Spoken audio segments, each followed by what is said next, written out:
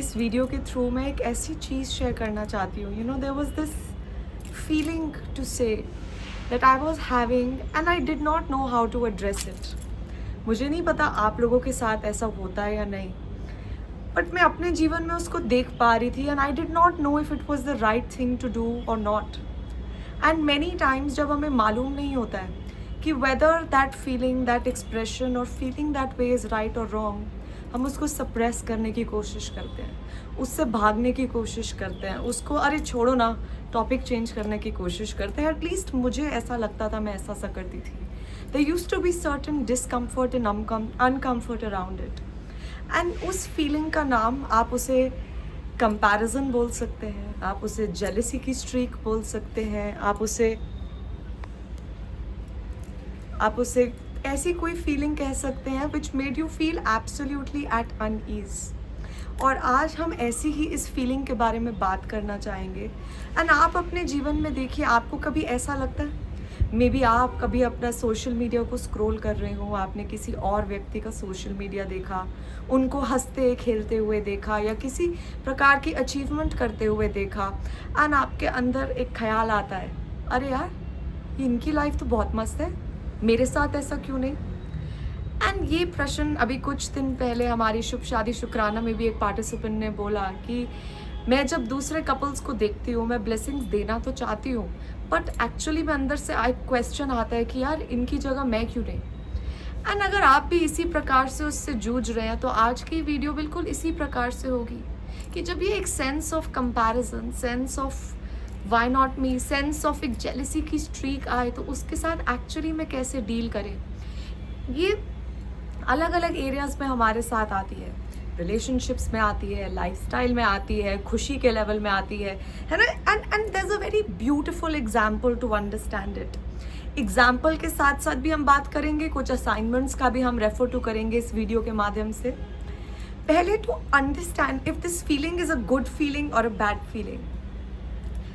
बहुत बार ना कुछ फीलिंग्स को हमें बताया जाता है, अरे नहीं नहीं नहीं ऐसे नहीं करते, गंदी बात.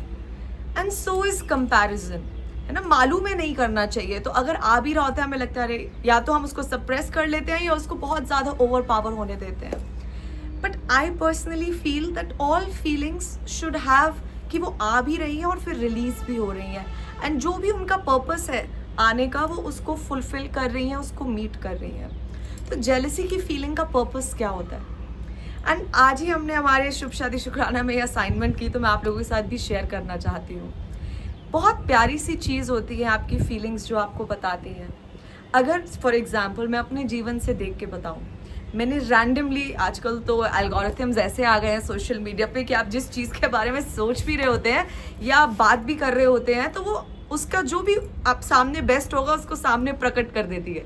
तो कुछ लोग उससे इंस्पायर होंगे और कुछ लोगों को लगेगा अरे ऑलरेडी ये हो गया है ना. एंड आपके अंदर से एक फोमो की फीलिंग आ जाती है कि oh this thing that I was talking about is already been there, and then that might not act as a positive feeling after all. But now there is a very wonderful thing to do which is, हमें gratitude practice क्या सिखाती है कि अगर मैं अपने जीवन में किसी भी चीज़ की इवन इफ दिली चाहत रखती हूँ, many times we don't explicitly mention कि मुझे ऐसा चाहिए, ये चाहिए, वो चाहिए, कुछ को शर्म आती है, कुछ feel uncomfortable. But if there are things around you that are reminding you of that dream, if there are people around you that are living that, वो एक तरीके से एक सिग्नल की तरह एक्ट करता है between you and your higher power कि यार तुम्हें क्या कुछ ऐसा सा पसंद है. Is something like this what interests you.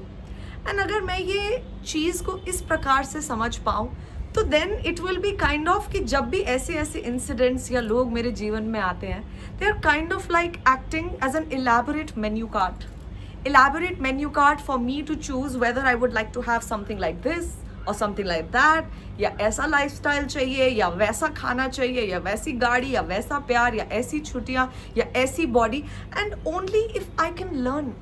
But क्या करें, अब इतनी टेंडेंसी आ गई है, इतना तो हम दिमाग चलाते ही नहीं है नेचुरल टेंडेंसी कि उससे कुछ सीख पाए. तो जायज़ सी बात है, नेचुरल इमोशन जब आता है तो इज़ फ्रॉम अ ओहो इधर तो हो गया, और मैं कहीं फोमो में चली जाती हूँ एज इफ मेरे साथ तो हुआ नहीं, मैं तो पीछे रह गई, मेरा ये मेरा वो. ना तो पॉइंट इज अब करे तो करे क्या. first step is naturally to realize that there's nothing wrong with it. To realize that it is good that at least you're feeling something about it. Accept करना, awareness में आना about exactly the way you feel right now is the first step according to me to do anything about it. हाँ, आपको किसी को ढिंडोरे पीटने की जरूरत नहीं है कि ओ ऐसे क्यों नहीं, वो ड्रामा क्वीन बनने को नहीं कह रही मैं आपको कि उसके साथ ऐसा क्यों. No, not at all. But just between you and your own self to be in awareness about it. I think that is definitely the first step. The second step according to me which needs to be done is to pinpoint कि कौन सी वो exact चीज़ थी जिसको मुझे देख के लगा ओह ये क्यों नहीं. Is it the money, is it the way she spends और ही स्पेंड्स, या जो भी वो चीज़ है. Is it the recognition attend, if yes तो किस प्रकार का रिकग्निशन है जिस वजह से मुझे ऐसा फील हो रहा है. Is it the love that person is receiving from whomever. तो second point is to pinpoint exactly, है ना. इट इज़ समथिंग लाइक अगर मैं डॉक्टर के पास जाऊं और मैं डॉक्टर को बोलूं कि यार डॉक्टर बॉडी में दर्द हो रहा है, तो डॉक्टर भी सेकंड क्वेश्चन पूछेगा ना कि भाई बॉडी में कहाँ दर्द हो रहा है. एंड इफ आई से ना पूरी बॉडी में दर्द हो रहा है, तो डॉक्टर भी मतलब कोशिश करेगा. But if I can say कि नहीं इंटरनली फील हो रहा है, नहीं हाथ में फील हो रहा है, नहीं कलाई में फील हो रहा है, नहीं यहाँ पे फील हो रहा है, अच्छा नहीं गर्दन में फील हो रहा है. Now if I can get to pinpoint exactly where it is happening and also कब से शुरू हुआ. बहुत बार हम क्या करते हैं, हम बैड फीलिंग्स में तो जाते हैं बट उसके रूट कॉज पे नहीं जाते कि what exactly happened in my life because of which my emotions या my feelings started dropping down. And क्योंकि वो नहीं करते तो हमें लगता है अरे अब क्या करें, अब तो मैं दुखी होगी. नहीं, it is a lack of pinpointing the reason of origin of that discomfort or that negativity. So second point जो मैं चाहूँगी to invite you is, अभी देखो आप recently which negative feeling has brought you down. Was it anger? Was it jealousy? Was it disappointment? Was it irritation? Was it criticism? What was it really that brought you down? And then what was the reason of that origination? कब से शुरू हुआ?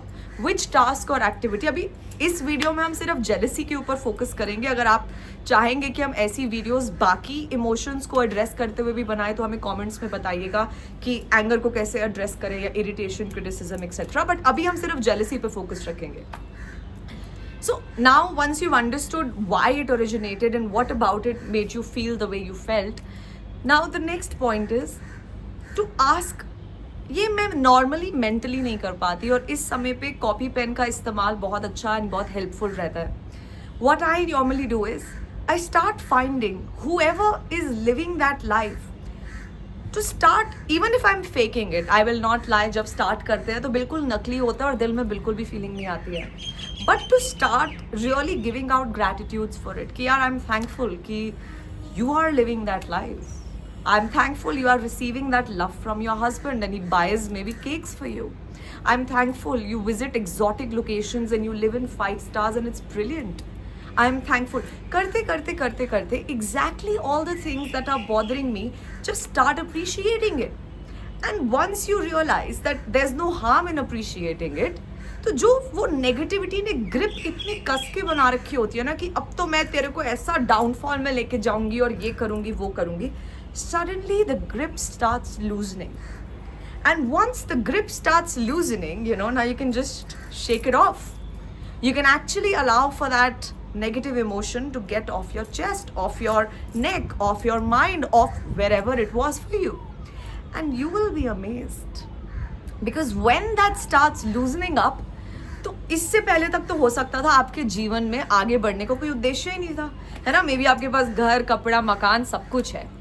But what we fail to realise कि यार वो इंसान या वो चीज़ या वो सिचुएशन या वो जो भी चीज़ मेरे सामने आई उसने कम से कम मुझे एक आगे जीवन में आगे बढ़ने का उद्देश्य दिया कि अच्छा यार अब मेरा next dream of life that I would want to pursue would be, say for example, to create this lifestyle for myself and not out of comparison any मोर.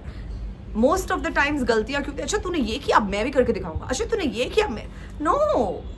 जब तक आप उस रैट रेस में भागते रहोगे या उस आउट ऑफ कंपैरिजन भागते रहोगे, even if you reach there वो सेंस ऑफ फुलफिलमेंट नहीं आएगी. Because you were no longer doing it because you wanted to do it, you were doing it because everybody else did it, and that's not success.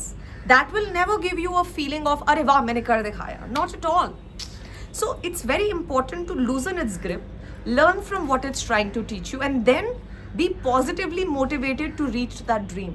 क्योंकि तब जब आप पूछोगे तो वो किसी और की ड्रीम नहीं होगी जो आपने उधार में चुरा रखी है, बट ये एक ऐसा सपना होगा जो आपकी एक्चुअल में दिली इच्छा होगी. And you know it will be very beautiful when you do this practice. आपको ना 2 रिजल्ट्स निकल के आएंगे. एक होगा मुझे क्या फर्क पड़ता है, वो कर रहे हैं अच्छी बात है, and I respect them that they are doing it, but I genuinely don't think that it's a real need for me. Great, good for you, don't pursue it.